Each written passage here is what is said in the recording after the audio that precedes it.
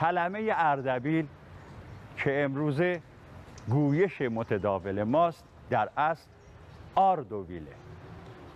آردویل از دو بخش آرد به علاوه ویله. آرد نام یکی از فرشتگان زرتشتیه که به معنی مقدسه و اما ویل که یک کلمه آریایی و هنوزم در اروپا متداوله به معنی مکانه. آردویل یعنی مکانی مقدس یا شهری مقدس یا روستایی مقدس. امروزه هنوزم که هنوزه تالشیایی که در این منطقه زندگی میکنند به اردبیل آردویل میگن. بسیار سفر باید تا پخته شود خامی، صوفی نشود صافی تا در نکشد جامی. مقصد تازه سفرم سرزمینی سرسبز و جذاب در شمال غربی ایرانه. این سرزمین با قدمتی 3000 ساله پر از آثار دیدنیه. این سرزمین یکی از صمیمی‌ترین و مهمان نوازترین مردمان رو در خودش جای داده. آها بزن.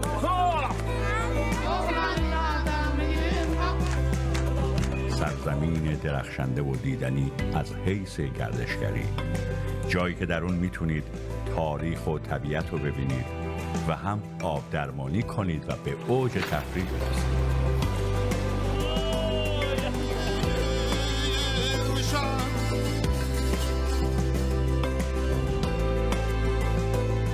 و حالا من اینجام در دامان سبلان شگفت‌انگیز.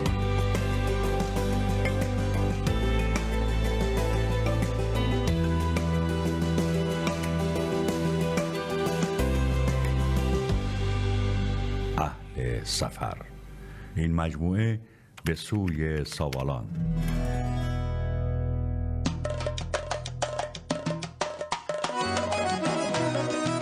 اردبیل به علت قرار داشتن در مسیر جاده ابریشم از رونق اقتصادی بسیار خوبی برخوردار بود.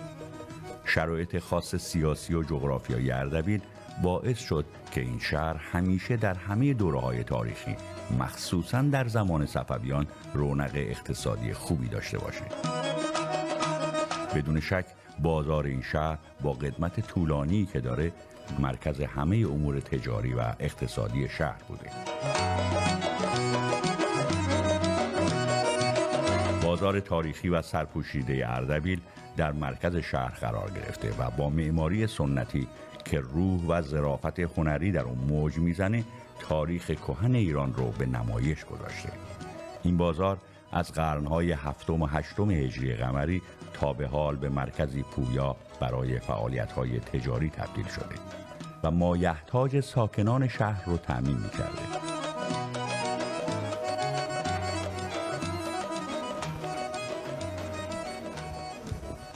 بازار اردبیل در زمان صفویان به دلیل مرکزیت و جایگاه والای دینی و مقبره شیخ صفی‌الدین اردبیلی به نوعی پایتخت معنوی سلاطین صفوی محسوب می‌شد. در زمان حکومت شاه طهماسب اول بازار اردبیل رونق بسیاری داشت، از جمله بازار بقالان، خراتان، سراجان، قیصریه و ده‌ها سرای دیگه. محققان شکوفایی فرش ایران رو به دوران صفوی نسبت میدن و از این رو بازار و تیمچه‌های فرش، خرید و فروش، تولید و بافت با طرح‌ها و نقش‌های ابداعگران از گذشته‌های دور تا به امروز در استان اردبیل رونق چشمگیری داشته. فرش در همه قالب‌های ادبی، فرهنگی و هنری مردم اردبیل جایگاه ویژه داره. برای شناخت بیشتر فرش اردبیل من به دیدار یکی از کارشناسان با سابقه بازار میرم. آقای مجنون، سلام. درود بر شما. خوش اومدید. احوال شما؟ فضا چند خواهش کنم. خوش اومدید. خوش باشید. چطور خوب هستین؟ اولین باره که یک مجنون رو بدون لیلی میبینم. لیلی من همون پرچه‌های من هستن دیگه. چقدر لیلی دارید شما، خوش به حالت. الان این یکی مالی اردبیله. چه رنگی داره؟ این رنگ گیاهی کلا. لاجورد خیلی سرمه قشنگه. هم کلا همهشون گیاهی، رنگ‌های گیاهی اردبیله. بافت جدیدشه. بله. طرح‌های جدیده. جدیده. آره. خب اینم اردبیلیه؟ اینم اردبیله. خیلی اینم جالبه. نقش بیشتر از رنگ هراتیه. لاجوردی استفاده میکنن اینجا. بیشتر از این رنگ استفاده میشه. چرا؟ این رنگ‌هایی که تو اردبیل بافته میشه اینا یه رنگ‌های سنتی است. ذاتی و فرهنگی قومیت ما هستن. از قدیم موندن تو این از کار. قدیم موندن تا به الان میبافن. خب تا کردن بلدم یا نه؟ این که ترکمنه. این ترکمنه، مال ما نیست. نه. خب این چی؟ این مال اردبیله. کلا رنگ گیاهیه و فرش‌های اصیل اردبیله. اینا صادراتی هستن همهشون. خیلی قشنگه. این نقشش هم مال اردبیله یا نه؟ نقشش هم مال آذریه ولی اردبیل نیست. آها. مثلا اینا یه نوع طرح‌های اصیل. برای اینکه طرح‌های نفیس فرش اردبیل رو ببینیم باید تخت فرش هایی که زیر خروارها فرش پنهان شده عیان شه. مثلا اینم یکی است. خیلی قشنگ، خیلی قشنگ.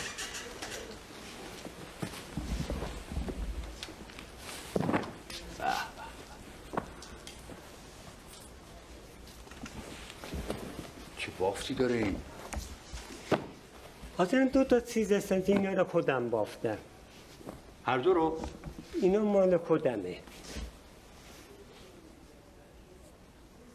طرح و این باف. نقش زرتشت کلا. اهورامزداست و موبدن و زرتشت. میشه نشون گل بدی آفتاب. یکی ما؟ ببین اینا آتش شده هستند.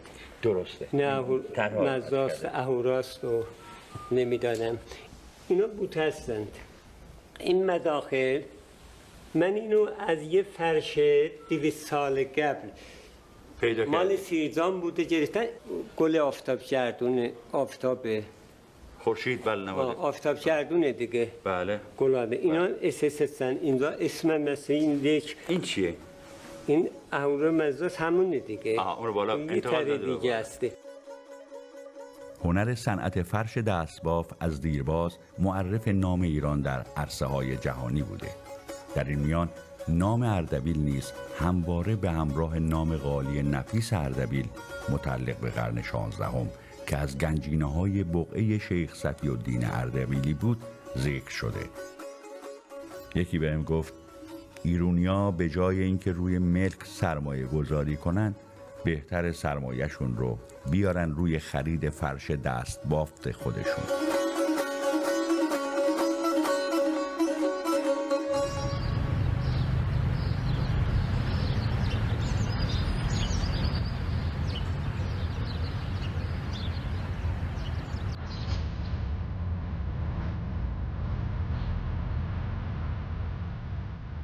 یکی دیگه از خوراکی های لذیذ اردبیلی ها کاسه کبابه.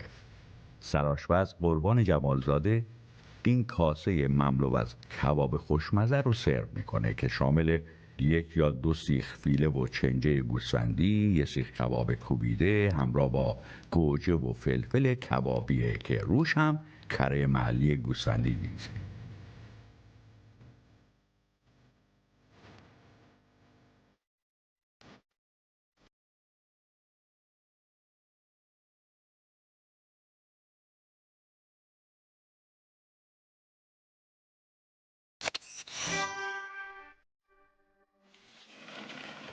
اگه بعد از خوردن نهار دوست دارید یه چیز شیرین میل کنید به شما پیشنهاد میدم حلوای سیاه یا قره حلوای اردبیل رو امتحان کنید. سلام، درود بر شما. قربونت برم، حال شما؟ استاد نعمت حلواپز. بله. در طرف دیگه بازار من قصد دارم طعم شیرین حلوای سیاه رو بچشم. چیزی که درست میکنید حلوای سیاه. خب این حلوای سیاه از چه موادی تشکیل میشه؟ موادش آرد سبوسدار، جوانه گندم. البته اینا آردشون مخصوصه، جوانش هم باید گندمش مخصوص باشه. ادویه‌جات، روغن یه روزی لازم باشه. روغن مایه درست میکنیم. بیشترش هم درخواست مشتری ها هست. با روغن طبیعی کره محلی. قیمتش هم بیشتره.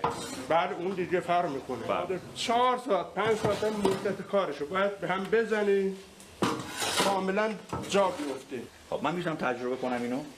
بفرمایید. خب الان این چیه؟ اینجا طبیعی که شیره نیست توش، آب نیست توش. این جوانه گندمه. ترکیبش آها. آرد سبوسدار، جوانه گندم، روغن کره‌ای. این خیلی انرژی میبره. الان به خوبه، خاطر الان که- چیزی نیست، الان دیگه این پفش شده. الان سبک شده، قبلا سنگی‌تر بوده. این ورش. مچو ببین با این چهار ببینم. ببین اردبیل همه قدرتمندن. از اینجا اگر صبر کنی ز گوگل حلوا سازن. صبر باید کرد. بله بفرمایید. آقا فرهاد با حوصله کوه را چی کرد؟ کورو کن. ها. شما پس به خاطر عشق این کار انجام میدید. زندگی وادرش میکنه انسان. باید تلاش کنیم. حلوای سیاه گردو دیدم. بله بله. ولی این حلوا سیاه ظاهرا خاص اردبیله. بله این مخصوص مال استان اردبیل. درسته. بله. رعایت بشه. تفت دادن، رنگ خودش رو گرفت این ماده اولیه. الان دارن مواد قندیش رو اضافه میکنن. بله. مواد قندیش گاهی اوقات عسل، بعضی ها از گوشاب استفاده میکنن یعنی شیره انگور و بعضی ها هم از شکر.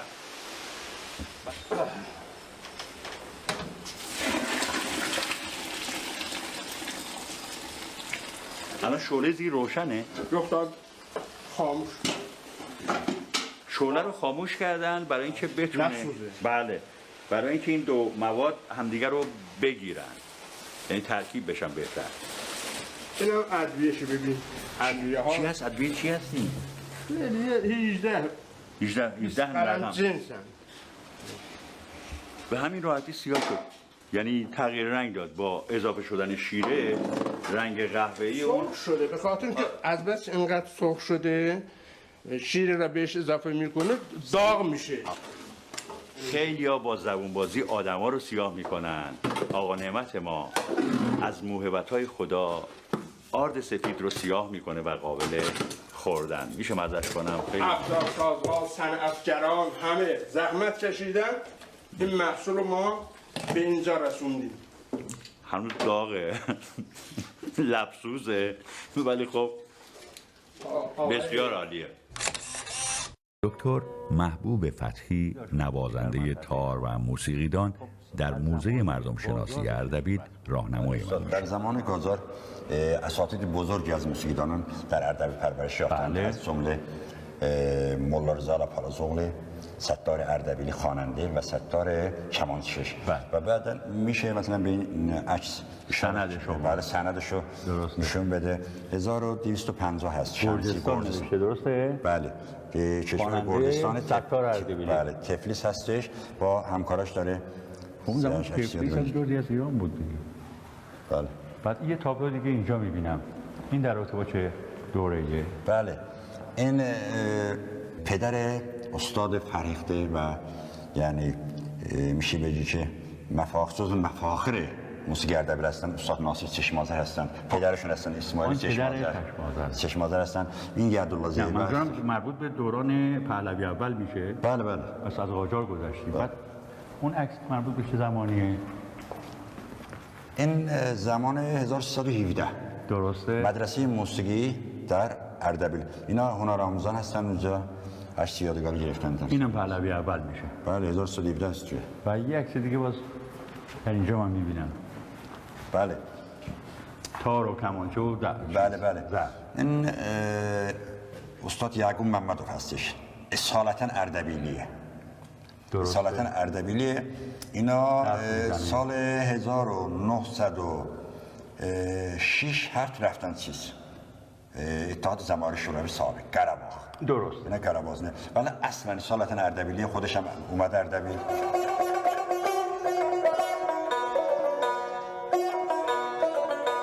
موسیقی در ایران فراز و نشیب بسیاری داشت تا جایی که شکوفایی اون رو میشه در زمان شاه اسماعیل اول دید و انحطاط اون رو در زمان زمامداری فرزندش شاه طهماسب. بله استاد همین لغت عاشقی از زمان شاه اسماعیل تاجگذار شاه اسماعیل خطایی به زبان ها افتاد. قبل از اون بهش میگفتن اوزان. به لغت گروه عاشقی های چیز به جای عاشقی عاشقی میگفتن اوزان. اوزان. بله. بعد شاه اسماعیل شنیدم خیلی علاقمند بود به موسیقی. بله. چون خود شاعر بود دیگه. بله، هم به استاد. ترکی میگفت هم به فارسی شعر میسرود. بله. چون خانواده ایشان اصلا کلا هنرمند بودند. علاوه بر چی غزلسرا، شاعر بودند، رسام بودن، نقاش بودن، هنرمند بودن. و قبل از اونها هم در اردبیل موسیقی رواج داشت. بله البته. اوزان فرمودید بود. بله اوزان 800 سال قبل رواج داشت. درسته.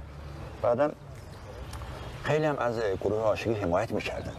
آخه چطور میشه در یک دوره تاریخی یا در یک حکومت یا در یک سلسله یه پادشاه بیاد این همه به عاشقا بها بده، بعد پادشاه دیگه بیاد اصلا حرام اعلان کنه؟ بله متاسفانه شاه طهماسب. بله متاسفانه شاه طهماسب که اومد 45 سال 50 سال این یعنی فرهنگ موسیقی، فرهنگ عاشقی یا موسیقی مقامی از بین رفت. جا شد داد به چی؟ به چی؟ یعنی موسیقی بدون ساز. از گروه های عاشقی برای تبلیغ اسلام هم استفاده می‌کردن. درسته. مثلا از اصلا در پیامبر رزم‌ها نقل می‌کردن اصلا در رزم‌ها در جنگ‌ها بله جنگ‌ها استفاده می‌کردن، رزم‌ها از اوزان‌ها استفاده می‌کردن، در حینی که روی اسب میتاخت سازش هم میزد که هیجان بیاره سرباز. بله البته. اون وقت اون عاشق‌ها چی شدن؟ اونها شغل عوض کردن اومد مداح شدن یا شغل دیگه کردن یا هر کدومشون که صدا داشتن اومدن مداحی و مرثیه و اینجور چیزا یا چیز کردن، مهاجرت کردن به کشورهای دیگه مثلا همسایه.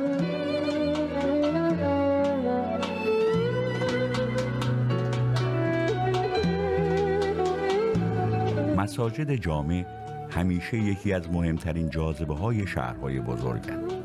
مساجدی که با معماری زیبا و خیره کننده به خوبی نماینده‌ای از سبک معماری زمان خودشون هستند.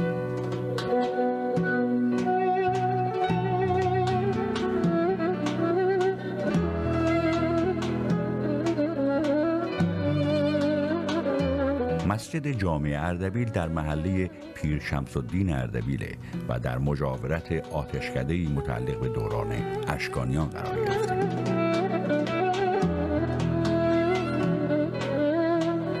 این مسجد که متعلق به زمان سلجوقیانه تا اوایل دوره صفوی سالم و آباد بود و با اینکه در زمان حمله مغول‌ها آسیبی به اون وارد شده، اما در نهایت در زمان ایلخانیان مورد مرمت قرار گرفت. طبق اسناد و مدارک زلزله بیشترین تأثیر رو در از بین رفتن مسجد داشته و با حفاری‌های باستانشناسی که در سال 1367 در این محل انجام شد اطلاعات بیشتری از این مسجد به دست اومد. در این کندوکاو‌ها سفال‌هایی کشف شدند که قدمت اونها به قرن 4 هجری برمیگرده. مسجد جامع اردبیل که به جمع مسجد هم معروفه از آثار تاریخی اردبیله که با معماری اصیل گردشگران زیادی رو به خودش جذب میکنه.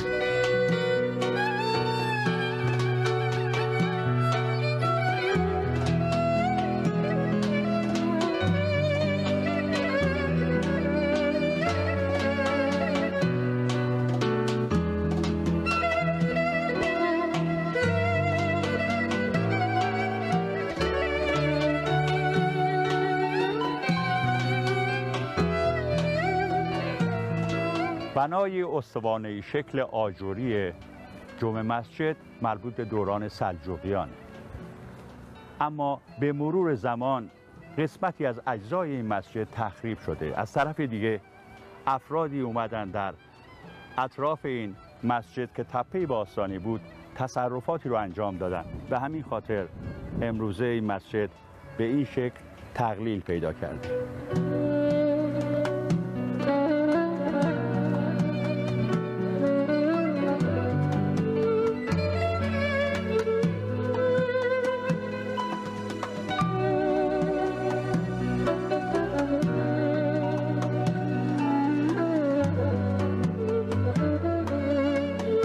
امروز چیزی از ساختمان اصلی بنا به جا نمونده و چیزی که از مسجد می‌بینیم فقط ایوان و گنبدخانه است.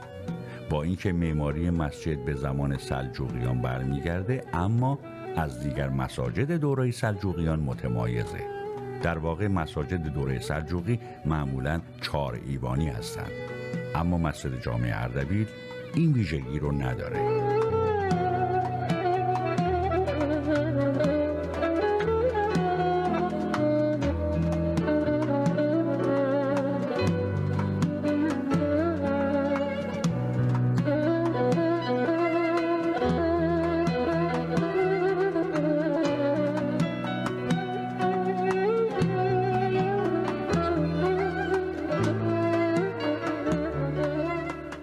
باستانشناسان با کاوشی که در کف مسجد انجام دادند پی بردند که این مسجد بر روی آتشکده‌ای از دوران اشکانیان بنا شده.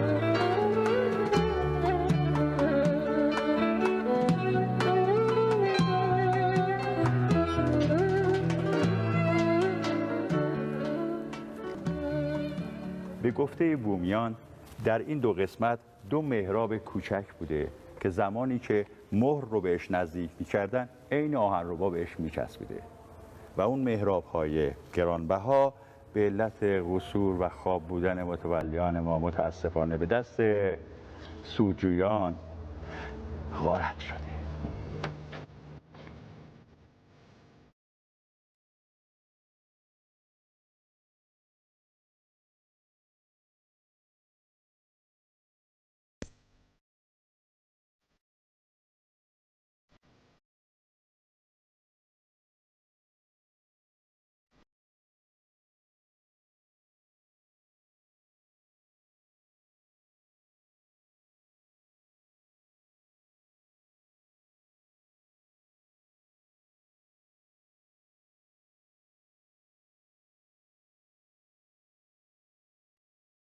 در روستای کلخوران در فاصله 3 کیلومتری از شهرستان اردبیل آرامگاه شیخ امین‌الدین جبرائیل قرار داره.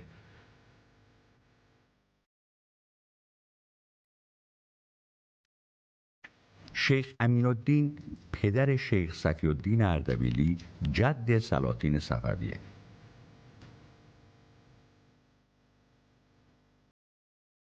قدمت بنای تاریخی آرامگاه شیخ امین‌الدین جبرائیل به قرن 10 هجری قمری برمیگرده و از ارزشمندترین جاذبه‌های تاریخی اردبیل به شمار میره. کارشناسان تاریخی این مقبره رو از شاهکارهای دوره صفویه برشمردند.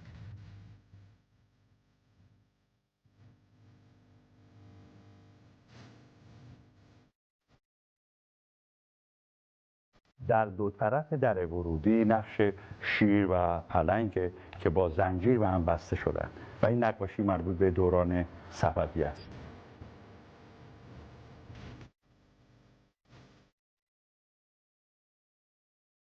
سقف رواق دارای گچبریه. این گچبری‌ها دارای اسلیمی‌های زیبا و گل‌های شاه عباسیه که حاکی از آرامش و معنویت محیط و فضای باغ است.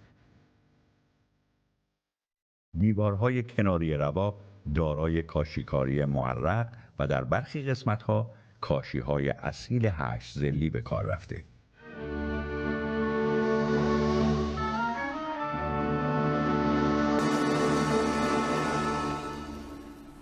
در داخل رواق بقعه گچبری و مقرنس‌کاری‌های بسیار زیبایی کار شده و 2 طرف بقعه 2 خواجه‌نشین قرار داره که به اتاقک‌های کوچکی منتهی میشه. از اونها مسافرین برای بیتوته استفاده می‌کردن. در قسمت دیگر بقعه و در گورستان آن به کرات سنگ قبرهای سنگی با حکاکی در اطراف اون مشاهده میشه. نقش‌هایی از گل، حیوان، شمشیر، تیر و کمان و یا شکل ظروف.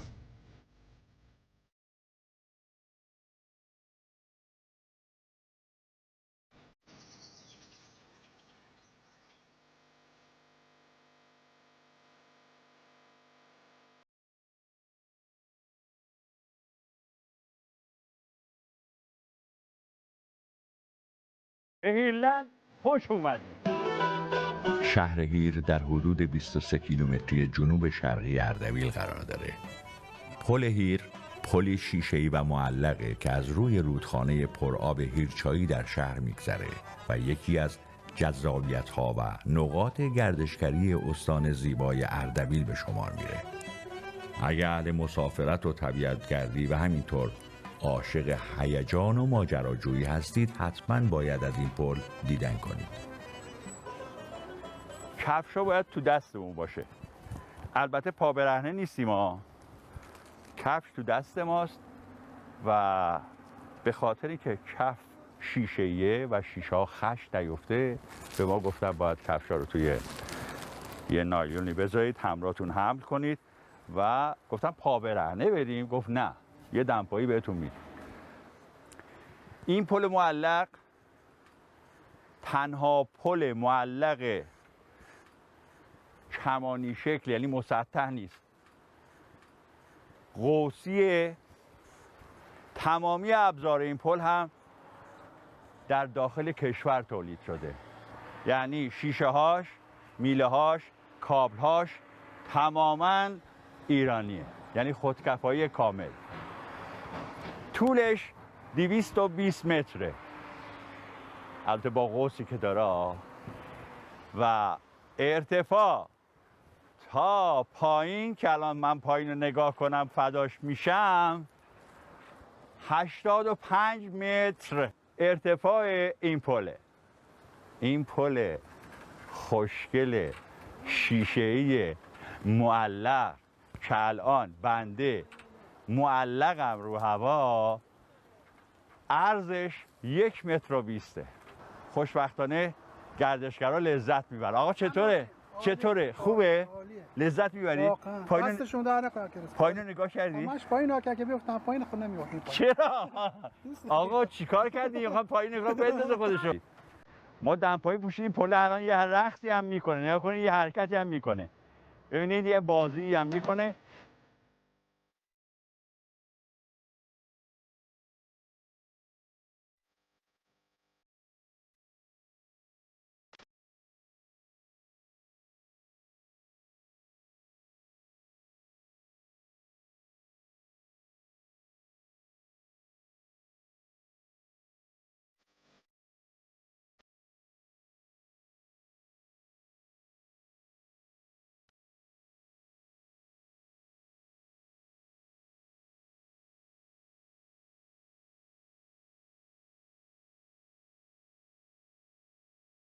در بالای این پل معلق و در ارتفاع حدود 150 متری از زمین زیپلاینی هم قرار داره که با امتحان کردن اون میتونید اوج آدرنالین رو تجربه کنید.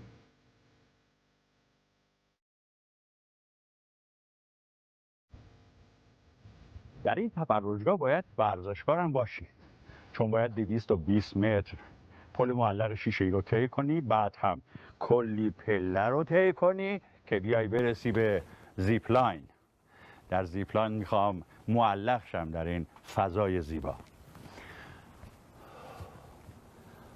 همیشه برای اینکه به ارتفاع برسی و به نوعی به قدرت برسی باید پله‌های زیادی رو طی کنی. حالا ما که به قدرت نمیخوایم برسیم، ولی میخوایم از ارتفاع پایین رو نگاه کنیم. هر بالای یه پایینی داره.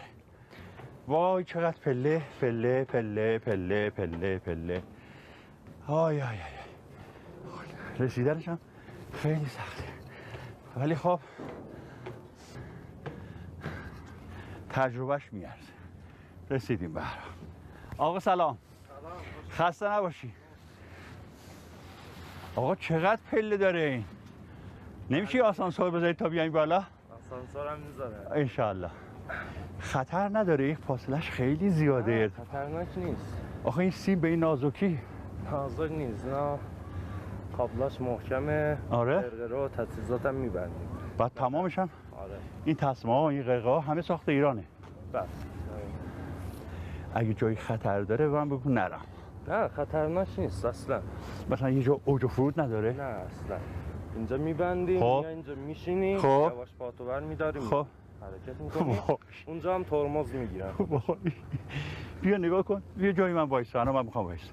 ببین با این سیم من میخوام برم با همین سیم نازک این مسیر رو طی کنم، برم با اون انتها با این بند. بارم دعا کنی شما. بازم میبندم. من فکرم صندلی چیزی داره. نه این کمربند. با چه کمربند از داخل بریم بازو. بخشید این شلواره. دامنمونم پایین بدیم. من از پلاگریدر میترسیدم ولی رفتم، اما این خیلی خطرناک تره. مجبور نیستم پایین زیاد نگاه کنم.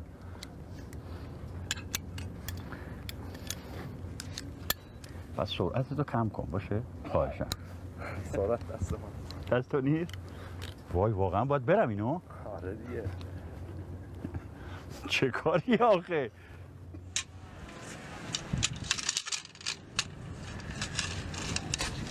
بفرمایید بابا. اولین اعدامی. 20 متر مونده یه سیستم ترمز است. گوش میدی؟ 20 متر مونده دیگه فیلم نگیر. نه 20 متر مونده یه سیستم ترمز است، چون تقه میخوره احتمال داره تنابه بخوره به صورتتون. 20 متر مونده سرتون رو بگیرین عقب یا چپ کنین یا راست. 2 متر هم مونده به سقو، پاتون رو خم کنین به عقب.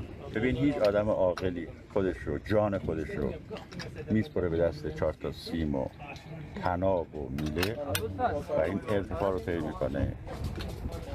بله کسی که عاشق هیجانه حتما باید این ریسک رو بپذیره. کار غلطیه، کار اشتباه کردم من به خدا. بادم بیاد که بابا بیدا خودش میره موتور داره. خودش میره. چرا؟ وای وای چه کار خطرناکی. اوف خیلی خطرناکه. من فکرم موتور داره. شما بشینید 1 2 3 برو.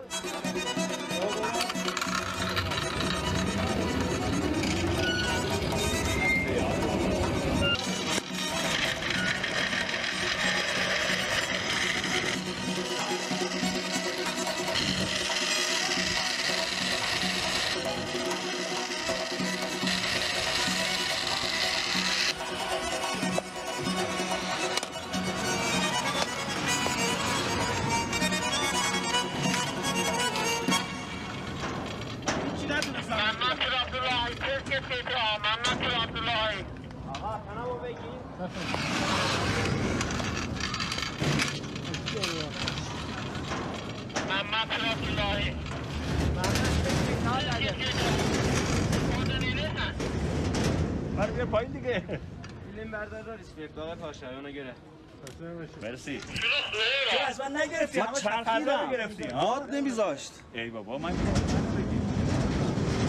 من نگرفتی تو هوا. ارتفاع اونجا چنده الان؟ ارتفاع 100 متری هستن. 100 متره، یعنی از وسط بلندای رودخونه بود 400 متر. اینجا الان 100 متریه. بله. حالا اگه این وسط ترمز زیبلاین عمل نکنه چه باید کرد؟ بعد ترمزو میبند که نره عقب. یه 4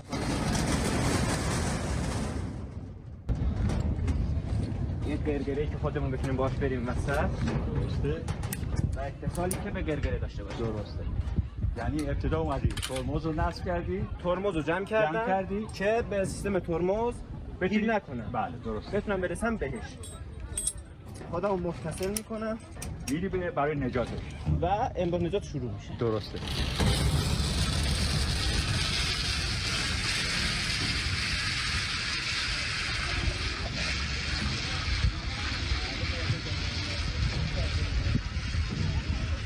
جلو نری زیادا.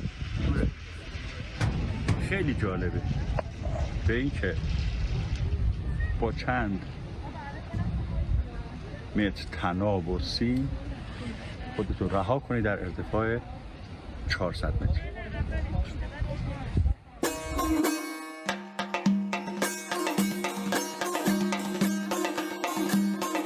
کشتی در ایران یکی از پرطرفدارترین ورزش هاست و ریشه در تاریخ و سنت های ایرانی داره، به طوری که معمولاً به عنوان ورزش ملی ایران از اون یاد میشه.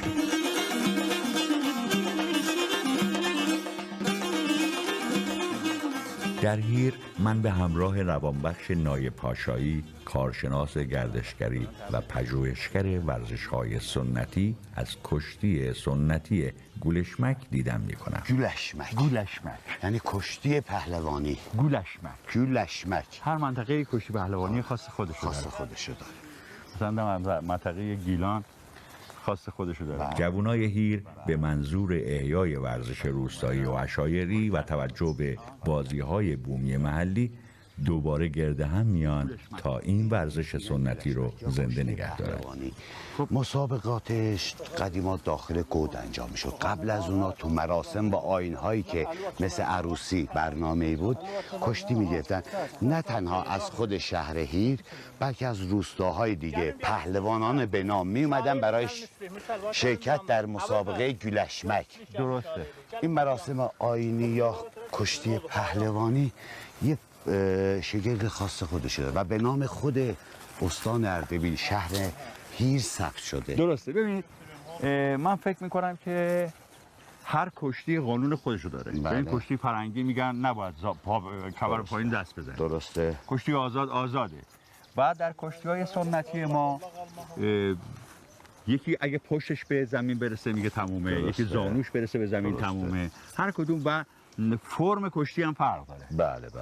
در گولشمک در چه زمانی فرد برنده میگه آقا من قهرمانم؟ یا موقعی که به زمین بزنه. کجا؟ پشتشو یا بدن هر قسمتشو؟ حتما باید پشتش بخوره. بله.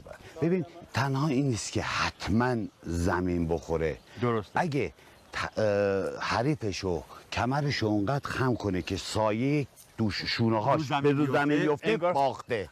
حتی سایه‌ش هم به زمین باخته. یعنی الان من با شما بخوایم کشتی بگیریم فکر کنیم شلوارک پای ماست. باید اینجوری دست بندازی. باید شلوارک رو بگیری و کمر رو. درسته. ببین در یه جایی من دیدم کشتی سنتیشون تنها با کمر بود. یعنی دیدی؟ بله. یعنی دور کمر یه پارچه می‌بستن. درسته. با کمر باید طرفو بلند می‌کرد. اما در اینجا شما میگید که اگر فرد مقابل پشتش به خاک برسه یا حتی سایه پشتش به خاک برسه بازنده. یعنی بیش از حد خم بشه رو پل بره بازنده است. مسابقه این کشتی هم برمیاد. فرید پوربیرامی از قهرمانان کشتی سنتی گولشمکه. اون درباره برپایی این کشتی در مراسمات اطلاعاتی میده. آخه عروسی‌های قدیم مثل عروسی‌های امروز نبود که به تو تالار یه نهاری شامی بخوری خداحافظ شما. درست. آیین داشت دیگه. یکی از آییناش کشتی بود. درست. به طور مثال شما شنیدم قهرمان بودید، قهرمان ملی هست. خب و اگر کسی اول میشد در اون عروسی که خانواده عروس برگزار کردن از روستاهای دیگه هم می اومدن دیگه و زور آزمایی میشد. اگر برنده میشد چه چیزی بهش میدادن؟ یه دونه قوت و بعد موقعی که پهلوانی نفر اول منطقه میشد از طرف اون کسی که برگزاری مراسم عروسی رو انجام میداد یه گوچ یا صاحب مجلس یه گوچ بزرگی بهش میدادن. سعی میکردن سنگین ترین گوچ رو انتخاب کنن. اگه پهلوان نفر اول میتونست اون گوچ رو با رو دوشش رو گردنش بلند کنه و نگه داره و حتی حق بستن دست و پاش هم نداشتن، باید با دستاش میگرفت پاهاشو دستشو. بعد یه دور کامل دور میدون میزد، دور میدون کشتی. اگه نفر اول نمیتونست انجام بده نفر دوم، اگه نفر سوم انجام نمیداد اصلا جایزه بهش نمیدادن. و اینکه سرطان استاد تو کشتی‌هایی که انجام میگرفته میدانگردی هم انجام میشد.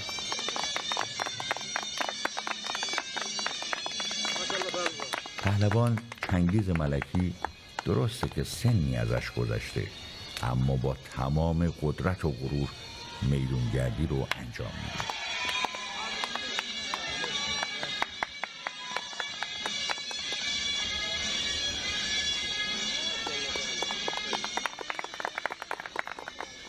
Ey gel ey Xeybərin qolsun götürən əli, Ağdilin barmağın çatan əli, Müşküldə varanın dağına yəkən əli, Xəndək günü zülfüqarı çaldı bilə ha, Samada Allah dedi mərhavali, Bu cəşini mübarək edəsin Həzrət Əli. Allah, maşallah.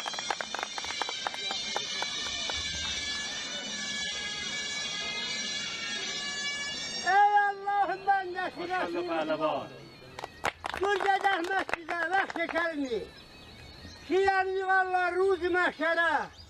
Mümini kafirden kimse kerindi. Peygamber çıkın menberde durdu. Takipdir hukari kafiri kırdı. Göğün melekleri saf hırsızdı. Polis silahsın görsün kim geçerindi.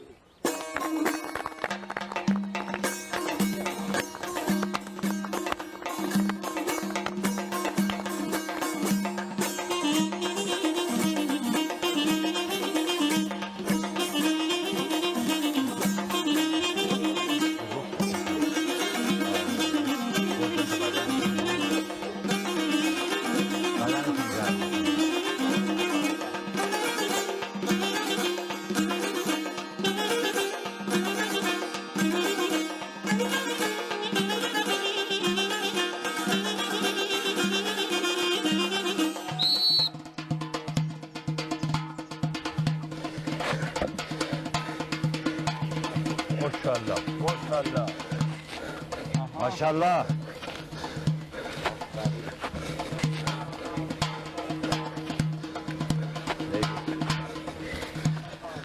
قدرت بدنی دونده آبی خیلی بالاست.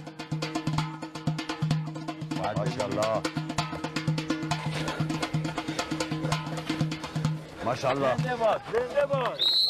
پهلوان‌های کشتی گلشمک هیر.